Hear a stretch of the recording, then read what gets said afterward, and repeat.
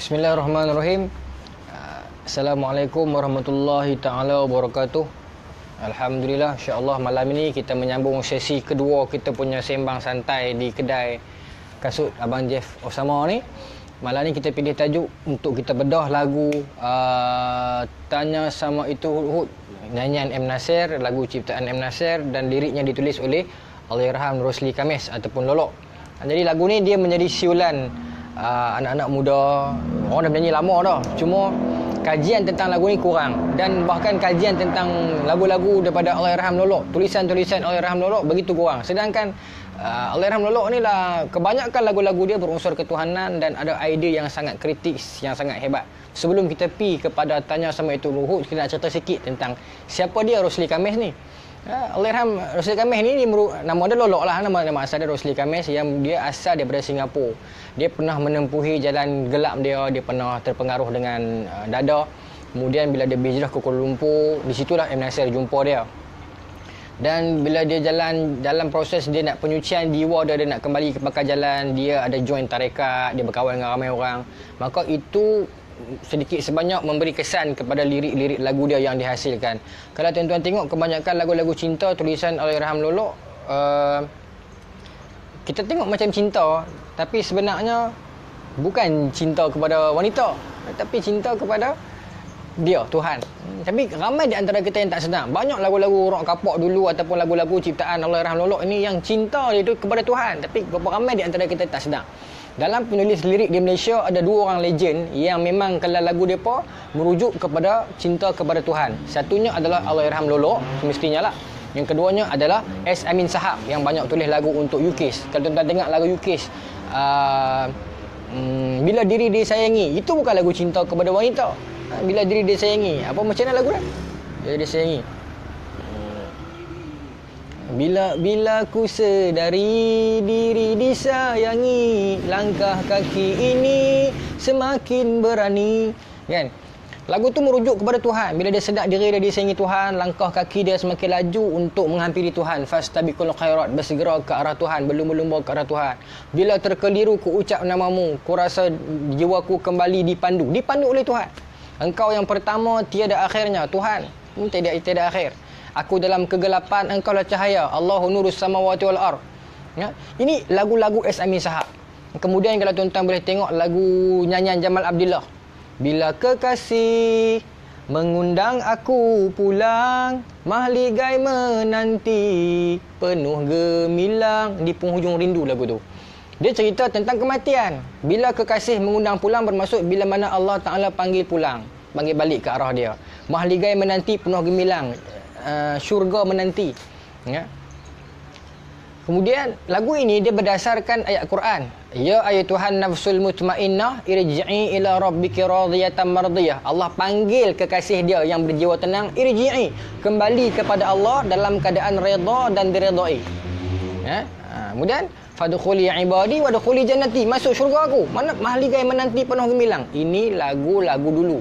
Nah, bahkan lagu-lagu macam Sakinah. Sakinah itu bukan perempuan nama Sakinah. Sorry lah perempuan yang nama Sakinah tu. Sakinah ni ketenangan. Asalnya dulu ku memang tak percaya, ekspedisi kan. Sehingga ku jumpa Sakinah, sehingga dia jumpa ketenangan. Pintu hati yang tertutup terbuka. Ya. Rancak dunia berlagu tipu daya. Rancak dunia ini berlaku tipu daya. Mustaqim semula dia kata, luruskan kembali jalan kita. Nah, itu. Kemudian lagu-lagu seperti lagu Kasih Latifah. Kasih Latifah ini bukannya perempuan nama Tipah, tetapi Latif, ya Latif, Allah Kasih Latifah. Sebab itu dia punya lirik dia, makin puja makin cinta menusukkan rindu, darah naik turun nafas ku junjung namamu. Itu zikir Latif. Untuk orang yang dia masuk tarekat dia tahulah, orang bagi zikir nafas tu, darah naik turun nafas ku junjung namamu, makin asyik makin apa. Itu lagu Kasih Latifah. Lagu-lagu macam ni lah yang ditulis oleh Allahyarham Lolok sebenarnya, yang orang sangkakan lagu cinta, orang sangkakan lagu yang tak ada nilai, sedangkan dia ada satu nilai yang sangat besar. Okey. So, kita buat live di sini. Saya baca soalan. Saya di sini saya punya kopi phone. Jadi soalan-soalan kalau tuan-tuan ada atau komen atau soalan boleh terus tulis di sini, saya cuba respon. Boleh? Kita ada Abang Jeff, kita boleh tolong baca. Kalau tuan-tuan segan nak kemukakan soalan dekat ruangan komen, takut public, takut orang nampak, tuan-tuan tulis PM saya terus pun tak apa. Saya baca di sini. Tuan-tuan, insya-Allah kita nak bermula dengan lagu Tanya Sama Itu Hud-Hud. Lirik dia menarik kerana dalam ruangan lagu Tanya Sama Itu Hud-Hud ada beberapa perbahasan yang dibincangkan oleh Allahyarham Lolok di dalam lagu ini. Ada beberapa fasa dalam lagu tu dia kumpulkan, kompres ke dalam lagu ini. Dia bermula lirik dia Tanya Sama Itu Hud dengan dia memulakan dengan hadis. 73 pintu, 73 jalan. Betul? Lirik dia macam tu kan? Kita try sikit. Dengar tak tahulah. Dengar tak tahu. Try Dia macam ni. Lirik dia macam ni. 73 pintu, 73 jalan, yang sampai hanya satu jalan. Satu jalan. 73 pintu, 73 jalan, yang sampai hanya satu jalan, dia kata. Kemudian yang kedua dia kata apa? Rangkap yang kedua dia kata ribu-ribu mergas tua. Ribu-ribu mergas tua mencari raja Murat yang sampai hanya 30. Sang Anggodo.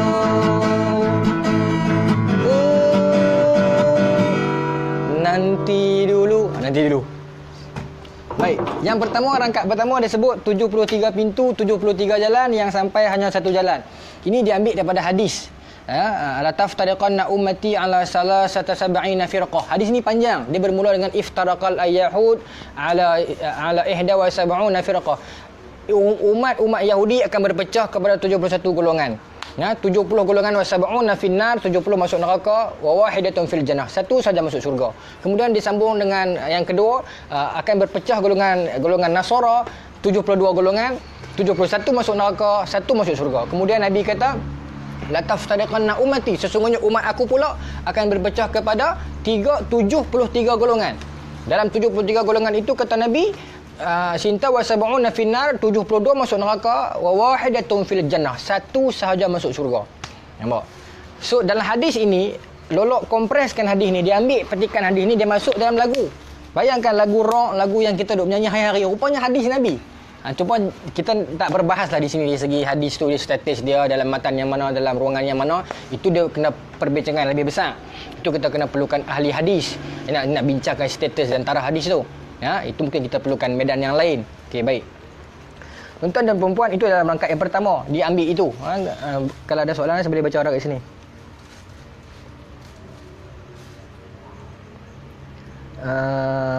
Suci dalam debu. Oh, okey, nak sambung dalam debu. Okey, boleh. Suci dalam debu ni apa? Tayamum lah. Suci dalam debu. Ada soalan? Dudi berserah kemah keming. Berserah. Okey, bertajam clear. Soalan masih belum ada. Pasal pon nanti dulu. Betul kawan jelas. Pasal pon nanti dulu. Kita akan sampai ke part tu sekali lagi. Baik. Kemudian apa status hadis ni? Itu kena tanya ahli hadis lah. Cuma hadis sahih ni makna dia al-makna hadisus sahih fi istilah ulumul hadis, maknanya hadis sahih ni maknanya ma ittasala sanadihi binaqlin, sesuatu yang bersambung-sambung dengan nakal dia. Kemudian bersambung dengan nakal dia, ma ittasala sanadihi binaqlin, yang bersambung sanad dia, kemudian tidak ada unsur-unsur yang melemahkan itu, tapi itu kita kena bicara dalam ruangan yang lain lah. Boleh sambung soalan lain? Kalau tak ada, saya sambung penuraian dia. Cuma suci dalam debu ini cerita tentang jiwa manusia yang disucikan oleh Allah Ta'ala. Engkau bagai air yang jernih, ni roh. Di dalam bekas yang berdebu. Bekas itu jasad. Bekas yang berdebu ni melambangkan jasad kita yang penuh dengan dosa. Zahirnya kotoran itu, kotoran dosa-dosa zahir kita, terlihat kesucian terlindung juga. Jahat macam mana pun manusia tu, dalam hati dia ada juga kesucian. Dalam buku saya yang pertama, ni buku saya yang pertama, bertanya tentang Tuhan. saya tulis tentang God spot. Mana dalam hati manusia tu jahat macam mana pun dia, dalam hati dia ada satu titik yang disebut sebagai titik Tuhan ataupun God spot. Buku ni dah tak keluar lah sekarang. Cuma publisher bercadang nak buat rebranding buku ni balik. Kita tunggulah dia punya cover baru nanti macam mana. Baik. So kita sambung dengan tanya semua itu lah. Baik. Kemudian dalam rangkap yang kedua ni lah yang panjang sikit, ya. Ribu-ribu mergastua. Sekali lagi kita ulang. Ribu-ribu mergastua mencari raja si murah yang sampai hanya 30.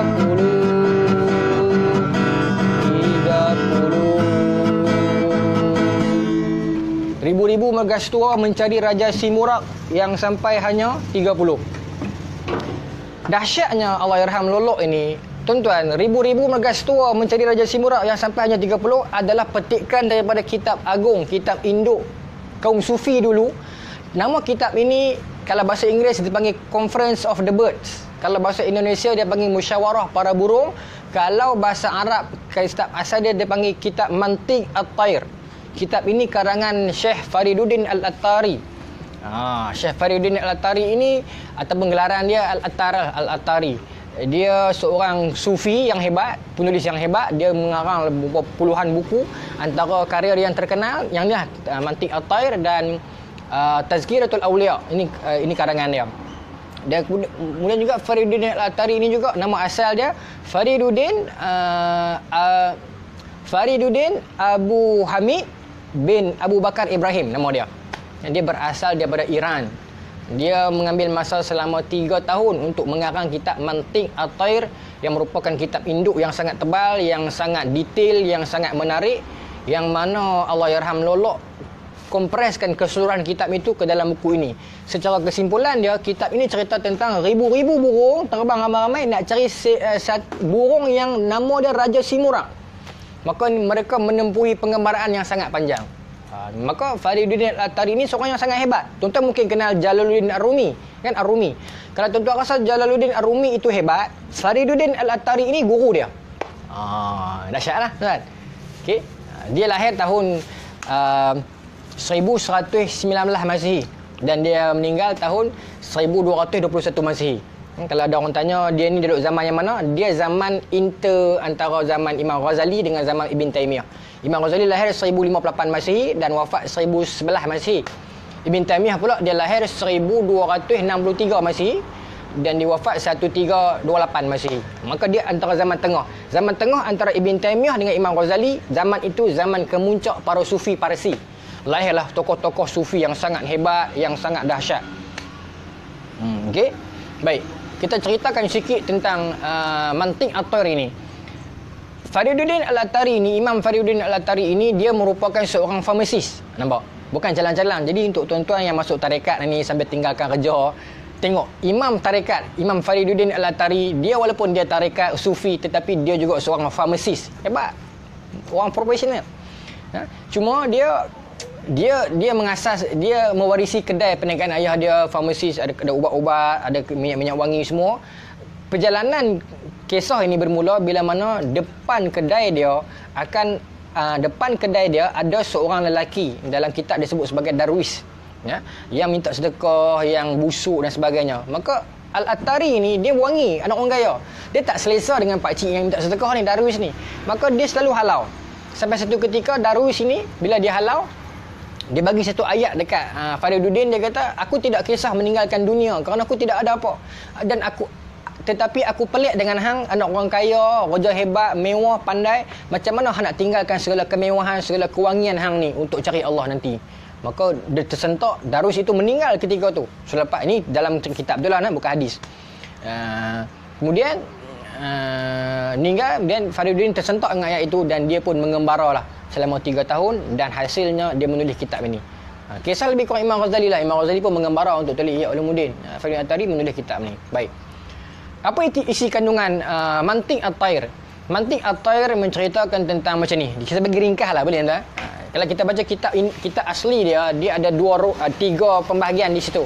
Dia cerita doa-doa sufi, dia cerita kisah burung tu, mana dia cerita tentang kisah-kisah lain yang berkaitan. Macam kisah burung Phoenix bangkit dari abu. Tuan-tuan mesti bisa dengar kan? Itu lagu M. Nasir. Bagaikan burung Phoenix bangkit dari abu. Itu kisah dalam Mantiq At-Tair. Tentang burung yang sentiasa mensiulkan nyanyian dia untuk penduduk hutan. Tapi tak apalah, itu dalam bab yang lain. Cuma dalam Mantiq At-Tair cerita tentang macam ni. Saya bagi ringkas lah. Ada ribuan burung yang terbang dekat dunia, tetapi mereka rasa penerbangan mereka kosong. Kehidupan mereka tak ada nilai. Mereka nak tuju ke mana, datang daripada mana, kita nak pergi ke mana ini, apa tujuan hidup ni. Tak ada guidance, tak ada orang nak pandu, tak ada orang nak tunjuk, tak ada. Dia rasa kosong. Begitulah kehidupan kita ni tuan-tuan. Bila kita tidak ada Tuhan, kita akan rasa kosong. Hebat macam mana pun kita, tanpa Tuhan dalam hati kita, one day kita akan tersentak, terdiam dan kita akan bertanya, siapa aku sebenarnya? Itu standard manusia. Kerana itu dalam diri manusia ada sifat ketuhanan. Buku ini sebenarnya dia bukan cerita pasal burung, tetapi dia cerita pasal manusia. Dalam ilmu sastra dia kata dia berkonsep satira, sindiran. Sindiran ni macam mana? Tuan-tuan yang pernah duduk di utara tanah air, tingkatan 4 kita belajar novel perlumbaan kedua Marwilis Haji Yusof, cerita tentang kura-kura lawan dengan arnab. Cerita tu nak perli manusia, tapi dia buat kat watak binatang. Ataupun yang ngaji kitab-kitab lama, tuan-tuan mesti pernah dengar kitab riwayat kitab Hai Ibnu Yaqzan, karangan Ibn Tufail, yang dia menceritakan tentang Tazin, seorang manusia yang dilempak ke dalam hutan, mak ayah dia mati, binatang belah dia.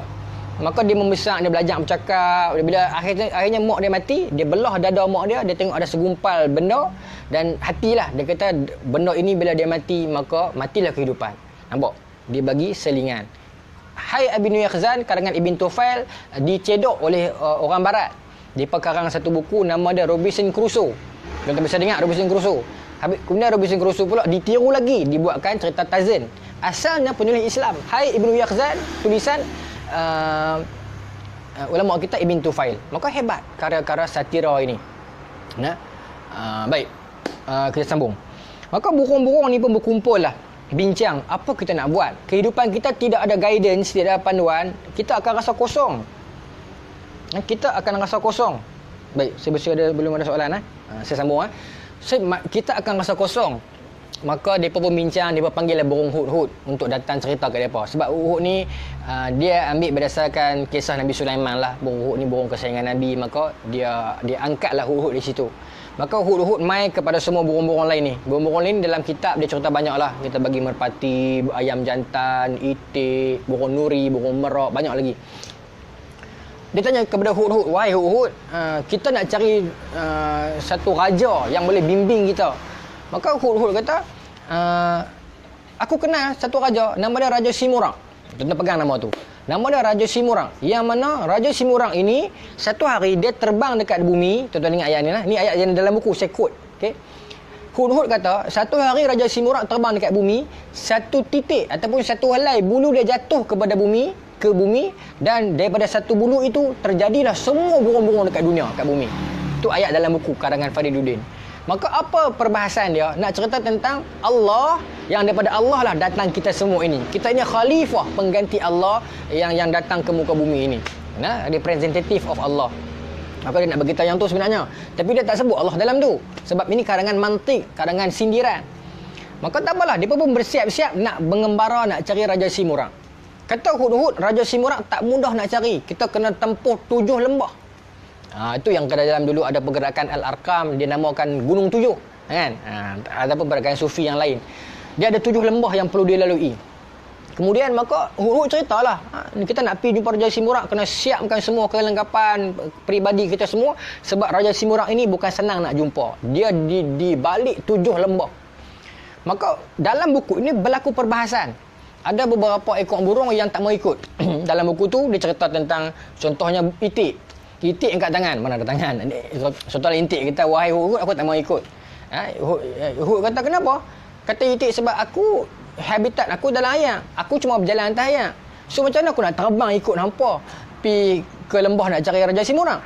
Ini sindiran kepada orang yang selesa di dunia dia, sampai tak mau bergerak cari Tuhan. Nampak? Ini sindiran. Pandai tak? Hebat. Kemudian cerita tentang burung merpati. Burung merpati kata, wahai Hud, kenapa aku perlu cari Raja Simurang sedangkan aku tinggal di gereja? Sebab zaman itu gereja-gereja Kristian, siling mereka ni penuh dengan burung merpati duk main kat atas. Maka burung merpati kata, aku dah duduk tempat agama dah, kenapa aku nak cari Tuhan? Ini sindiran kepada orang agama. Sorry to say lah, dia rasa dia pandai agama dah, kemas dah dia, maka dia tak mau cari Tuhan dah. Dia ditenggelamkan oleh ilmu agama dia sendiri.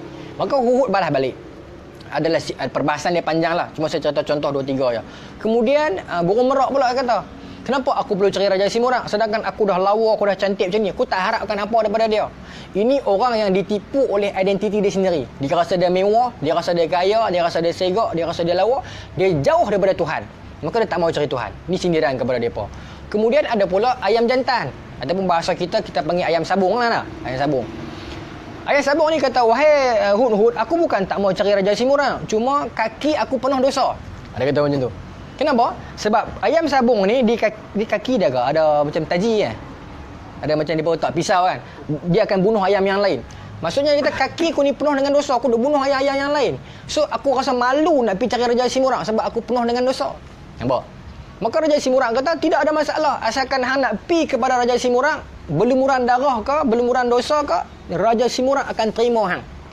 Ini sindiran kepada golongan yang dia rasa dia berdosa, dia rasa dia maksiat banyak, dia rasa dia buat dosa, dia tak mau cari Tuhan dah. Nampak? Sedangkan Allah terima siapa saja. Ya, dalam Quran Allah kata apa? Ya ibadiyallazina asyrafu ala anfusihim la taqnatu min rahmatillah. Wahai hamba-hamba aku yang pernah menzalimi diri dia, buat salah, buat silap, jangan putus asa dengan rahmat Allah. Allah panggil balik. Maknanya siapa pun kita, dosa besar mana pun, asalkan kita nak kembali kepada Allah, Allah akan terima kita dengan terbuka begitu luas pintu. Pintu taubat. Tidak ada pintu yang lebih besar daripada pintu taubat dalam Islam. Maka ini sindiran kepada golongan-golongan ni. Maka itulah jenis-jenis burung. Sebab tu kalau tuan-tuan masuk tarekat, orang akan tanya, entah burung yang mana? Jangan tunjuk burung kita. Burung kita tu lambang tu lah, merpati, nuri, tu. Baik. Maka dia pun menempuhi 7 lembah. Lembah yang pertama, lembah pencarian. Kemudian lembah percintaan. Kemudian lembah kearifan. Kemudian apa lagi? Lepas arif, dia lembah keesaan. Lepas lembah kebebasan. Kemudian lembah keesaan. Kemudian lembah ketakjuban. Kemudian lembah ketiadaan. Fana. Itu yang kita fana. Fana, tak ada. Dia panjang lah tuan-tuan. Bila lembah pencarian ni, dia terbang cari. Kemudian lembah kebebasan ni, dia masuk ke dalam laut. Kemudian dia pergi lintah api. Satu benda berlaku lah. Sampai satu tahap, dia masuk ke satu zon yang mana dia kena selam dalam dasar laut. Burung yang tak boleh selam akan bagi alasan. Tapi kata Hud, selam juga, tak apa. Selam. Itu kita lembah kebingungan tu. Kemudian lembah apa lagi? Lembah kebebasan. Sampai satu tahap, dia akan masuk satu tempat yang mana semua bulu dia akan tertanggal. Burung merak pun tinggal kulit. Burung merpati ke, burung helang ke, semua bulu akan tertanggal. Bermaksud apa? Kita sampai satu tahap, kita semua sama saja di sisi Tuhan. Siapa pun pakaian kita di dunia, tanggal di sisi Tuhan kita sama. Nampak? Cantik. Fariduddin Al-Attari susun. Kemudian dia sampai ke satu lembah ketakjuban. Ketakjuban ini siang jadi malam, malam jadi siang, sagi masa pendek, sagi masa panjang. Burung-burung ni jadi keliru. Bermaksud apa? Bila orang dah masuk ke lembah ini, ke makam ini, dunia hanya seperti hidangan yang murah di atas meja bagi mereka. Tak ada nilai. Sebab tu orang-orang yang sampai makam ini, dia hebatlah. Dia kalau orang yang ada karomah itu sampai tahap dia boleh sini pergi sana sat saja kan. Ini lembah itulah. Baik. Kemudian sampailah ke lembah fana, lembah ketiadaan. Tidak ada apa-apa pun yang mereka nak bangga, melainkan semua sama. Sampailah di pentah atas sekali, nak berjumpa dah dengan Raja Simurang. Mereka pun, burung Hud tanya, dalam ramai-ramai tu, dalam ribuan burung tu, cuma 30 ekor saja yang berjaya sampai ke stage yang last sekali. Bermaksud ramai-ramai burung ni, ribu-ribu, 30 ekor ya. Sampai ke makam ke-7. Kemudian Hud tanya, dah bersedia kau nak jumpa Raja Simurang? Dah bersedia. Dibukakanlah tirai. Bila dibuka tirai, setiap every single birds ini, setiap satu burung ini, mereka tengok siapa? Masing-masing mereka tengok diri sendiri. Merak nampak dia nampak dia balik. Nuri nampak dia balik. Merpati nampak, aku. Ayam jantan nampak, aku. Masing-masing nampak diri sendiri. Kenapa? Raja Simurang bermaksud apa? Si 3, Murang 10. Tu bahasa Parsi. Raja 30 bermaksud mereka balik. Adakah bermaksud dia pun ni Tuhan? Bukan. Tetapi dia menjawab kepada penyataan sufi, man arafa nafsahu faqad arafa rabbahu, ataupun sekali man arafa rabbahu faqad arafa nafsahu. Siapa kenal Tuhan maka dia kenal diri, ataupun siapa kenal diri maka dia kenal Tuhan. Nak kenal Tuhan dengan mengenali diri kita. Dengan kita mengenali diri kita, kita kenal Tuhan.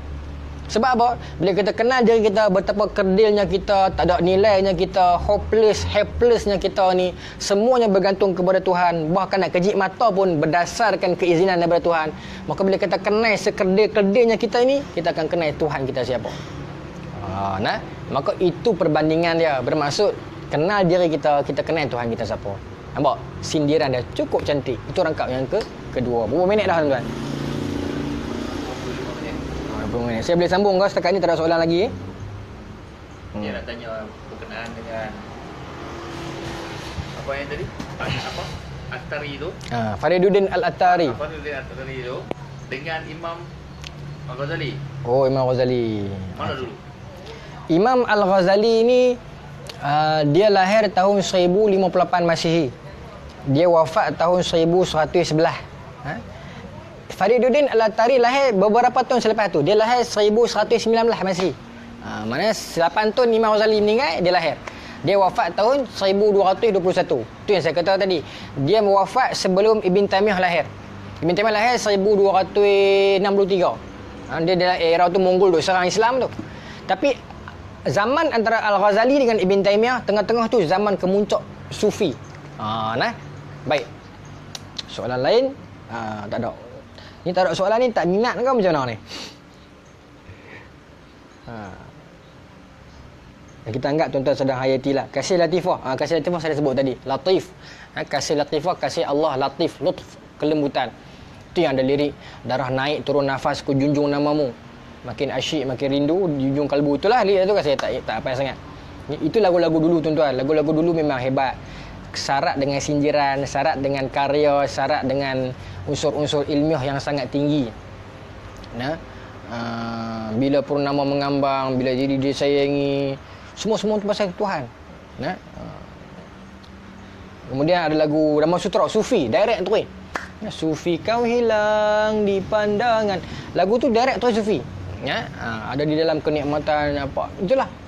Umpama mimpi dalam mimpi, cerita tentang kehidupan ni. Banyak penulis-penulis lirik zaman tu dipengaruhi oleh Sufi. Jadi kebanyakan ahli muzik ini ahli Sufi lah? Tidak. Sebab yang ahli muzik, yang ahli Sufi ni yang rare. Dulu kita dapat, itulah saya sebut tadi, S. Amin Sahab, Rosli Kames. Sekarang saya tak tahulah. Ada yang sebut Malik Tufek kan. Tapi lirik dia memang adalah dia nilai. Cuma tak banyak lah, memang tak banyak. Dulu, ya. Tapi dulu yang banyak tu lagu. Orang-orang yang sama ya. S. Amin Sahab dengan Rosli Kames. Kalau sekarang yang ada pun Budi Hikayat. Itu je 2-3 orang. Okey. Clear pendang. Ku Hasni, Ku Mansur. Sat duk dengar perhabis dulu. Baik. Kita sambung rakaat yang ketiga. Menjawab soalan abang kita tadi. Kenapa nanti dulu? Kan dia sebut macam ni tadi. Dia kata apa? Ribu-ribu mergas tua mencari raja si murah yang sampai hanya 30. Kan disebut sang algojo.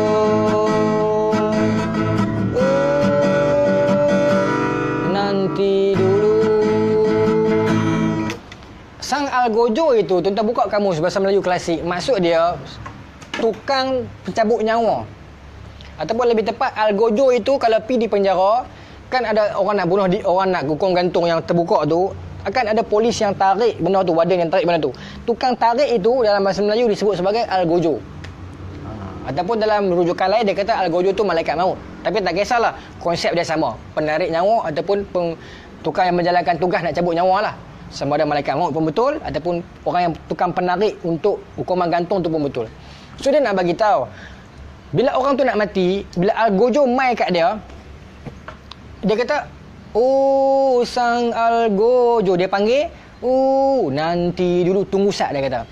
Berikan ku kesempatan akhir ini untuk menyatakan kalimah sebenar. Maknanya dia perli. Dia kata bila Al-Gojo datang, bolehkah kita kata kat dia, nanti dulu bagi saat aku masuk, aku nak ucapkan kalimah sebenar. Benar apa tu? Mengucap lah la ilaha illallah. Bolehkah nak buat macam tu? Nak bagi tahu yang tu bila Al-Gojo dah datang depan mata. Itu dalam Quran Allah kata apa, la yastakhiruna sa'ah wa la yastaqimun. Allah tak akan melewatkan sesaat ataupun awalkan sesaat. Bila Allah kata on that time, on that dot, akan dicabut nyawa. Tak lebih sesaat, tak kurang sesaat. Maka lolok perli dah. Dia kata bila Al-Gojo depan mata dah, bolehkah nak kata Al-Gojo nanti dulu berikan kesempatan saat ini untuk mengucapkan kalimah sebenar. Bila dah nak mengucap dulu? Tak dan. Okay? Maka kena bersedia daripada sekarang. Berdasarkan hadis tadi, yang kata 73 golongan yang dapat syurga 1, berdasarkan mantik At-Tair tadi yang kata ribu-ribu ni cari Tuhan, 30 saja dapat. Ambil keinsafan, ambil ibrah. Kalau datang malaikat maut, kita bersedia. Itu maksud dia. Baik. Kemudian apa lagi rangkap dia? Dalam ribut ada peraturan. Betul tak? Bukan. Dia kata lihat dunia dari mata burung atau dari dalam tempurung, yang mana satu engkau pilih. Ini dia perlilah. Dia kata nak tengok dunia dalam kerangka yang kecil, dalam tempurung ataupun dalam konteks yang luas. Kenapa lolok pilih burung? Ini perkara biasa. Sebab berdasarkan Fariduddin Al-Attari Mantiq At-Tair, Conference of the Bird, kitab dia 1119 saya sebut tadi kan. Sebelum dalam tempoh tu juga, sebelum saya faham macam tu, Ibn Sina tulis satu kitab, nama dia Kitab At-Tuyur, kitab tentang burung. Biasa tuan-tuan. Tuan-tuan kalau tengok ceramah Syekh Imran Hussein daripada India, satu ceramah dia sebut cerita pasal burung ya. Sebab apa? Allah sebut dalam Quran, awalam yarau ila at-tayri fawqahum safa'i wa yaqbid ma yumsikuhunna illa ar-rahman innahu bikulli syai'in. Dalam surah Al-Mulk Allah sebut, tidakkah kamu perhatikan burung yang berterbangan di atas kamu tu? Nah, ma yumsikuhunna illa ar-rahman, tidak ada apa-apa yang tahan dia melainkan Allah yang Maha Pemurah. Allah suruh kita perhati burung. Saranan ini yang kita sahut, yang para ahli sufi sahut. Nah, kerana sebab itu kita jangan pelik kalau banyak ahli sufi cerita pasal burung-burung. Ini caranan dia. Nah, kemudian rangkai terakhir sebagai penutup berikut. Ni Abdullah Razali Al-Mu 19. Terima kasih. Ada soalan lagi tu. Ada soalan ke? Ada Syuhada al-faqir ilallah. Subhanallah. Ada tak buku yang bedah pasal lagu-lagu ni? Saya pernah buat, sister. Tapi tak ada publisher yang nak terbit. Rasa orang tak minat. Jadi saya dah buat 100 page, orang tak mau terbit, habis lah. Okay, Mesir clear, terima kasih. Besut clear, thank you boh. Y Muhammad Yazid, Ajik kita. JB Sungai clear. Ajik tidak awal esok kerja. Zaman lah saya rasa pencipta lagu yang lebih pesanan adalah Malik Fazal Tahir. Fazal Tahir ni siapa? Oh, Fazal Tahir Nirwana. Mereka lebih pada pesanan untuk bersedia. Ya, betul. Itu yang saya sebut tadi, Malik antara orang yang ya 70,000 kitab di balik tingkap penjara hinggap tu kan. Power lah ayat tu. Okey. Kita sedang kaji sedang Malik. Sekarang saya memang sedang kaji sedang dia tentang pemikiran dia. Okey, Pulau Redang clear. Jauh sangat tu pun. Malang Indonesia clear. Terima kasih. Mahming, saya nak jawab apa? Mahming juga kot. Okey, baik. Rangkap terakhir, cerita tentang apa? Ni sensitif sikit lah, tapi sorry lah tuan-tuan. Dia kata apa? Dalam ribut ada kekalutan. Dalam ribut ada peraturan. Dalam ribut ada peraturan. Peraturan mencipta kekalutan. Dan di manakah kau berada? Di sini. Dia kata macam tu. Dia nak bagi tahu dalam hidup ni ada, dalam kekalutan hidup ni manusia buat peraturan. Dia nak bagi tahu macam tu. Betul. Hidup bila tak ada peraturan jadi lingkup hidup. Tetapi dalam peraturan itu, bila kita buat peraturan, peraturan itu pula yang mencipta kekalutan balik. Betul tak? Disebut sebagai apa? Kerenah birokrasi. Betul? Kerenah birokrasi. Nampak? Bagus ada peraturan. Tapi kata lolok, kadang-kadang peraturan tu membebankan kita balik. Nak minta zakat susah. Macam-macam orang ni isi. Cop orang ni. Ya? Contohlah orang zakat jangan marah. Benda lain jugalah. Banyak kerenah. Nak kahwin lah, nak mati pun susah. Macam-macam. Maka dia kata, hidup kita ni kalut, tak ada peraturan. Tapi bila cipta peraturan tu pula mencipta balik kekalutan. Dan dia kata apa? Dan di manakah kau berada? Dan kau berada di mana? Di sini. Maknanya dia perli Malaysia lah. Itu nak bagi tahu. Tapi termasuklah dunia yang lain kot. Semua negara ada peraturan yang kadang-kadang dia ada kerenah birokrasi dia. Dia beritahu dunia yang penuh kekalutan, peraturan, kerenah birokrasi ini di mana? Depan mata hang. Nak beritahu yang tu. Baik. Kemudian tanya sama itu Hud yang mesilang kuih tu, saya masih tak dapat jawapan dia. Saya tengok rujukan orang blogger-blogger ni, dia kata hidup pun susah, mati pun susah. Itu dia ambil berdasarkan Piramli punya ayat dalam Madu 3. Tapi saya tak setuju dengan yang tu. Saya sedang mencari lagi. Tak apa, kalau saya jumpa jawapan saya akan update. Cuma dia kata tanya sama itu Hud nan mesilang kuih kerana dia yang bawa aku kemari. Ini menarik. Ini lolok ni menarik lah. Sebab apa? Sebab dia kata kalau keseluruhan yang aku cerita kat atas tadi tu tak faham, hadis tadi tu, kemudian hadis tadi tu apa? Lataf tadiqan ummati tu, kalau hadis tu pun tak faham, mantik atair pun tak faham, kerenah birokrasi pun tak faham, al-gojo pun tak faham, tanya sama itu Hud kerana dia yang bawa aku ke sini. Hud lambang kepada apa tadi kita sebut? Nabi. Maka kalau tak faham, carilah Rasul balik. Carilah Nabi, bukalah kitab hadis, carilah, tanyalah Rasul. Rujuk dekat Nabi. Qul in kuntum tuhibbunallaha fattabi'uni. Cinta Allah, ikut Nabi. Carilah balik dekat Nabi. Kalau aku cerita cara lagu ni buat tak faham, tanya Hud. Bukan dia hina Nabi dak. Tuan-tuan saya kata hina Nabi pula. Dak, ini pelambangan. Dalam sastra dia panggil satira. So, tanyalah Nabi, carilah Nabi, buka kitab-kitab hadis, rujuk, kehidupan ni macam mana. Maka cantiklah apa yang ditulis oleh lolok tu. Maka dalam lagu ada ilmu, dalam ilmu ada nasihat. Hebatnya lolok ini, sebelum lagu itu muncul, para ustaz-ustaz pun tak terdedah dengan mantik atair. Macam mana dia berdapat? Hebat dia. Kajian dia. Sebab tu kita kata kita jangan menilai orang. Saya pernah sebut bab ni di satu tempat. Dia kata, Ustaz Ibn Rijal respect apa dekat lolok pakai subang. Itu kehidupan dia. Apa yang baik kita ambil, kita ambilkan manfaat dia. Apa yang tak baik kita jadikan teladan kita. Itu saja. Siapa kita nak nilai orang, kita pun tak tahu mana. Dalam kita kata dia subang ke apa ke, dia kaji lebih daripada kita. Nabi sebut dalam hadis. Apa kata Nabi? Fadlu ilmi ahabba ilayya min fadlil ibadah. Kelebihan ilmu lebih aku sukai daripada kelebihan ibadat. Hadis sahih. Adapun dalam hadis yang lain kata Nabi, fadlu alim ala abid ka fadli ala adnakum. Kelebihan orang yang berilmu ke atas orang yang beribadah adalah seperti kelebihan aku ke atas orang yang paling lemah antara kamu. Maka tuntutlah ilmu, bacalah buku banyak-banyak. Tuan-tuan, saya pergi di Mesir, dalam buku saya ni saya tulis. Yang buku ke-10. Kami pergi di satu kampung Qalyubi, budak Azhan dia tahu lah kan. Perkampungan tu dia punya wardrobe dia, keliling dia ni macam cerita Ali Baba Bujang Lapuk yang macam Piramli buat tu. Macam mana Allahyarham Tan Sri Piramli boleh dapat idea itu dalam zaman itu yang belum ada internet, belum ada pembacaan dia. Hebat. Buya Hamka dalam buku-buku dia bagi data-data yang cukup international. Di mana dia dapat dalam keadaan internet belum ada? Pembacaan dia begitu luas. Berapa ramai orang yang hebat dengan pembacaan dia. Dan berapa ramai orang yang tenggelam dengan ibadah dia. Dia sangka ibadah dia begitu besar, hebat, dan dia tenggelam dan terus tenggelam. Tetapi orang yang masukkan diri dia kurang dengan ilmu, dia baca, belajar, berguru, talaqi semua, akhirnya yarfa'illahu allazina amanu minkum wallazina utul ilma darajat. Allah angkat darjat orang beriman dan berilmu dalam kalangan kita. Baik. Sebagai penutup lah kot, tuan-tuan. Saya kira tak ada soalan lah. Kenapa orang sufi ini dia begitu syari Tuhan semua-semua ni? Sebab kecintaan kepada Tuhan ni gila-gila kan. Dia fana lah, dia arif billah lah, hakikat semua. Satu hadis sahih, seorang sahabat datang kepada Nabi. Dia kata kepada Rasulullah, "Ya Rasulullah, qul li fil Islam." Katakan kepada aku tentang Islam.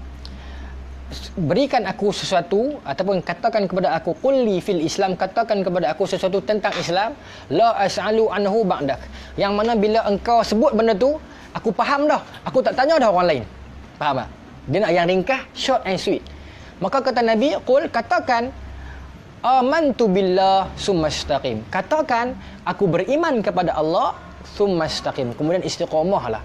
Maknanya dalam Islam itu kunci dia Allah, kecintaan kepada Allah dan Rasul dia. Sufi ini sebenarnya segala-galanya tentang cinta. Tuan-tuan buka buku kitab Ar-Rumi, Masnawi, dia cerita apa? Kerana cintanya roti kepada kita, bila kita makan dia tenggelam dalam badan kita, dia mengizinkan zarah-zarah badan dia melebur jadi darah, jadi air dalam badan kita. Bahasa dia. Kata Ar-Rumi lagi, sungai bila mana dia berjalan sampai ke hujung jumpa dengan laut, dah tak disebut laut, dah tak disebut sungai, dia disebut dengan laut. Cintanya sungai kepada laut. Itu bahasa sufi, memang bahasa cinta banyak. Kerana itulah lagu-lagu cinta zaman dulu kita kena perhati dua kali. Bukan semua cinta kepada wanita, bukan semua cinta kepada lelaki, sebaliknya kebanyakan di antara mereka cinta kepada Tuhan, unsur-unsur kerohanian. Maka saya kira selesailah tuan-tuan. Ada satu soalan. Di sini ke? Di situ. Ada lagi. Ni Abdullah Razali. Oh, ni cerita pasal Nabi Ibrahim ni. Dia sembelih 4 ekor burung. Ni memang jelas tuan-tuan. Quran ni dia autentik lah. Jadi nak minta apa? Cerita pasal Nabi Ibrahim tentang 4 ekor burung, mohon sharekan dapat info. Tentang kisah Nabi Ibrahim. Nabi Ibrahim kan masa dalam proses pencarian dia. Nabi Ibrahim ni proses dia pencarian dia panjang kan. Cuma kita ada satu bab tu yang kita agak terkeliru. Bila mana yang dia pergi di satu kampung, yang dia tengok matahari naik, dia kata ini Tuhanku. Bila dia tengok bulan naik, dia kata hadza rabbi. Kan? Bila faiza afalat, bila bulan tu tenggelam, dia kata aku la uhibbul afilin, aku tak suka yang tenggelam kan. Cerita itu bukannya Nabi Ibrahim duk cari tau. Cerita tu dia dah jumpa Tuhan dah. Cuma dia pergi balik penduduk kampung tu yang duk sembah matahari dan bulan. Tuan-tuan boleh refer dari saya punya kuliah para rasul tentang kisah Nabi Ibrahim dalam YouTube ada. Saya bahaskan bab tu. Okey, boleh cari di YouTube lagi. Cuma yang saudara kita sebut tadi ni betul lah. Betul tepat dia begini. Yang kata burung ni, ini betul dia cari. Tapi dia cari selepas dia kenal Tuhan dah, dia minta kepada Allah, dia nak tengok. Okey. Kan Nabi Ibrahim dia ada 2 nabi. Satu Nabi Musa yang dia kata ya Allah, aku Rabbi arini unzur ilai. Ya Allah, tunjukkanlah dirimu, aku nak tengok. Tu Nabi Musa. Okey. Nabi Ibrahim pula dia kata Rabbi Tuhanku arini kaifatuhil mauta. Bagaimana kau menghidupkan orang mati? Tunjukkan kepada aku ya Allah bagaimana kau menghidupkan orang mati. Ini 2 orang nabi. Saya cerita dalam buku ni dan buku ni. Saya nak pegang tiga-tiga macam mana? Ni sebagai trilogi ketuhanan. Saya cerita tentang 2 orang nabi ni cari Tuhan. Yang ni yang terbaru lah 2014. Masih ada lagi di kedai. Yang ni tak ada dah. Tapi publisher sedang usahakan untuk nak terbit balik pakai cover yang baru. Tuan-tuan yang belum sempat dapat buku ni, tuan-tuan boleh cari nanti. Saya tak jual lah tuan-tuan, pasal memang tak ada dah. Tuan-tuan saya menyegor pula. Saya memang tak ada dah. Okey, yang terbaru yang ni lah, yang saya minta tuan-tuan support. Sekelas Asir di Moranil. Baik. Maka betul lah yang saudara sebut tadi, saya nak urai apa? Maknanya betul lah. Allah suruh ambil 4 ekor burung yang jantan semua ni kan, bahagi sembelih cincang tok di 4 buah bukit, kemudian panggil balik tu kan. Kenapa Allah pilih burung? Nampak? Ahli sufi pilih burung kerana apa? Dalam Quran banyak cerita tentang burung. Surah Al-Mulk saya sebut tadi tu. Dalam ayat ni burung. Kemudian bila mana Allah nak datangkan bala kepada kaum tentera raja tu, dalam Quran tu, burung ababil datang, burung lagi. Nabi Sulaiman, burung lagi, burung Hud. Banyak cerita tentang burung. Buatlah kajian banyak tentang burung. Sayangnya kita yang buat kajian tentang burung ni CNN, National Geographic, Discovery Channel. Tapi kita punya majalah yang Malaysia punya, Discovery Malaysia, jalan cari makan, kedai tentu jelah. Perdana Menteri. Baik. Nanti kasih bedah lagu Gemuruh Search Wing, lirik by Lolo. Yang tu pun tak pandai lirik, berhantu. Gemuruh ni tuan-tuan, lirik dia ni di dalam kelambu menunggumu, itu kan? Betul tak? Siapa ni? Huzai Izzah. Betul lah lirik dia padu juga, tapi agak sukar nak kongsi secara umum lah. Gemuruh ni. Okey. Satu lagu dia saya boleh kongsi, lagu lagu Search juga. Yang dia kata meniti titian usang, kertas putih salju, ku coretkan lukisanku, hitam dan kelabu adalah warna dalam hidupku. Dia kata macam tu kan. Dia kata diri kita ni ibarat kertas putih yang kosong.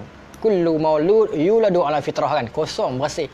Tapi hitam dan kelabu adalah warna hidup kita. Hitam ada pendapat kata darah dosa besar, kelabu dosa kecil. Mana manusia macam tu ya, tak terlepas daripada dosa. Nah. Kemudian dia kata, kejutkan adalah aku kawan aku sedang bermimpi nak meniti titai sirat nanti ni. Ya, hidup kita ni macam mana? Dosa banyak ni. Kemudian dalam lirik lagu tu dia kata apa? Dia sedang menunggu di seberang sana. Dia rujuk kepada siapa? Rasulullah sallallahu alaihi wasallam. Sebab apa? Inni faratukum ala haud, kata Nabi. Nabi mendahului kita di hari kiamat di telaga Hud. Maka Nabi di hari kiamat sentiasa menunggu kita di setiap ruang untuk bagi syafaat. Dalam hadis Nabi kata, syafaati li ahlil kabair min ummati. Syafaat aku boleh sampai kepada orang yang buat dosa besar pun dalam umat aku. Maka jangan putus asa, jangan rendah diri, jangan rasa down. Nabi sayang semua. Saya dosa banyaklah. Nabi sayang semua. Maka selawatlah kepada dia banyak-banyak. Dialah sumber penyelamat kita nanti. Nah, baik, saya rasa itu saja kot. Kalau ada persoalan, tuan-tuan boleh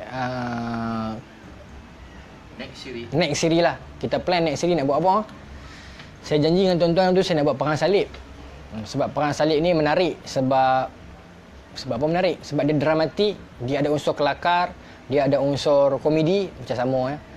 Dia ada unsur menariklah. Perang salib ni dia 1181 Masihi. Ya. Hebat. Kristian dengan Islam perang masa tu. Dia drama dia macam-macam. Siapa Salahuddin Al-Ayyubi, siapa Richard the Lionheart, apa yang berlaku malam Islam nak pergi serang rumah orang Kristian, pengantin pula kahwin pula malam tu, apa berlaku kat orang Islam. Hebat perang salib. Kalau tuan-tuan kita nak tentang perang salib, kita boleh set satu hari. Tuan-tuan janji dengan saya, tuan-tuan tengok. Kita cuba nak promotekan benda ni. Kita akan buat next series insya-Allah perang salib insya-Allah. Assalamualaikum warahmatullahi wabarakatuh. Terima kasih kerana sudi luangkan masa. Terima kasih.